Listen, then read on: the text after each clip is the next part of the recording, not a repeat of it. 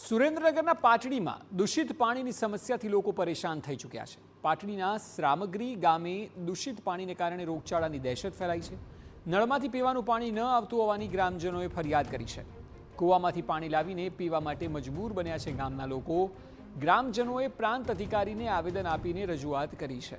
શુદ્ધ પીવાનું પાણી આપવા ગામના લોકોએ માંગ કરી છે। दूषित पानी ने कारण गांधीनगर में रोगचाळाए हाहाकार मचाव्यो छे। टाइफोइडना केस सतत वधी रह्या छे, त्यारे युद्धना धोरणे कामगीरी कराई रही है।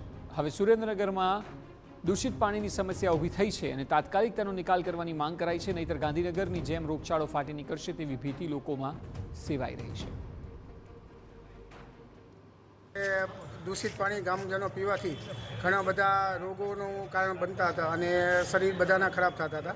एटले एना माटे अमे अहींया मामलतदार कचेरीए पाणी पुरवठा अने मामलतदार साहेबने एसडीएम साहेबने अमे अरजी आपवा आव्या हता के पाणीनो निकाल थाय, जेथी गांधीनगरमां प्रॉब्लम थयो एवो अमारा ग्रामगरी गाममां प्रॉब्लम न थाय।